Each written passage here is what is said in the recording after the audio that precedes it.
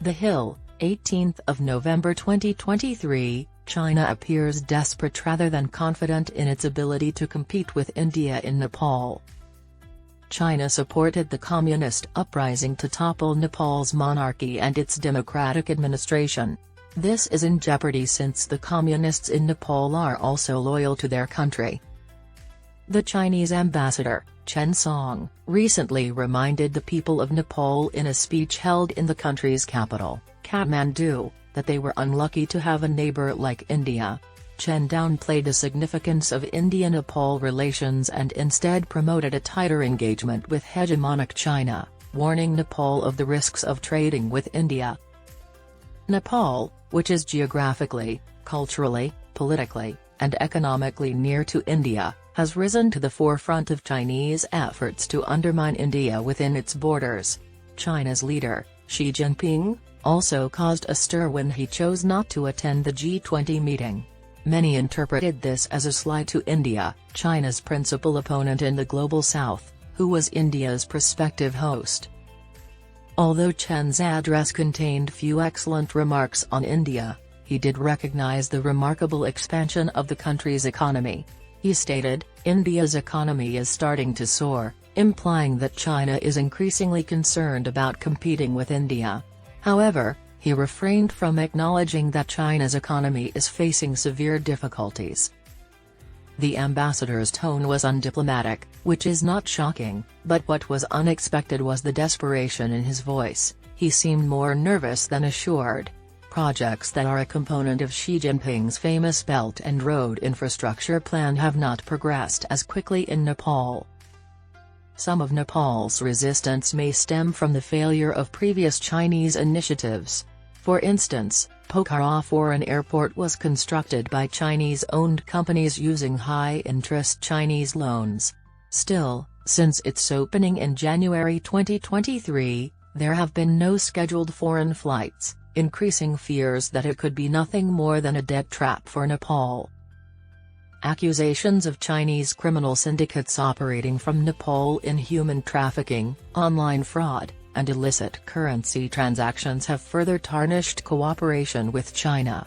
To weaken NATO, Beijing has vigorously pressured Nepal to join its new global security initiative.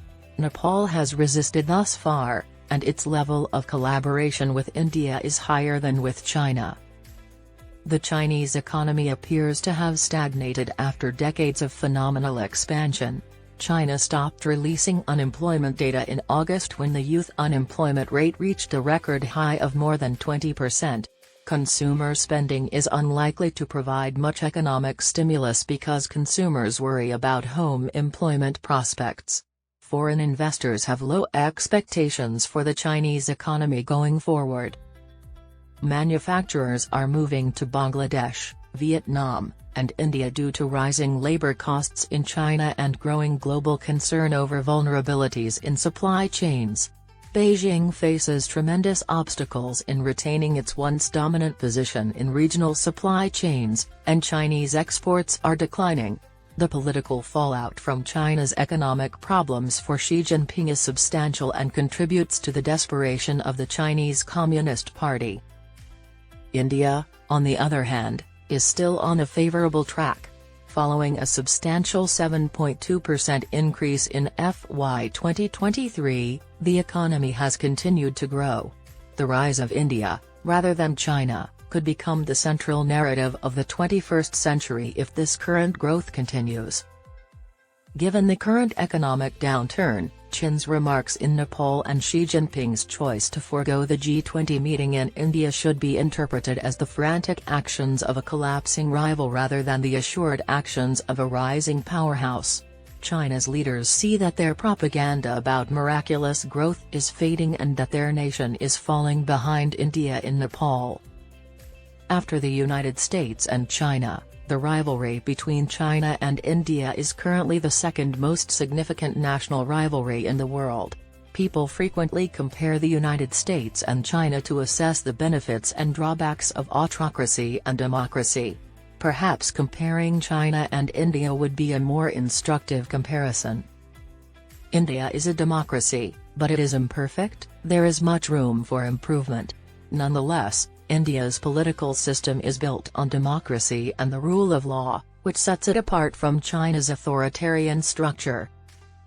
The CCP administration has frequently exploited India as a bad example to stifle the Chinese people's thirst for democracy since the Tiananmen Square massacre of 1989.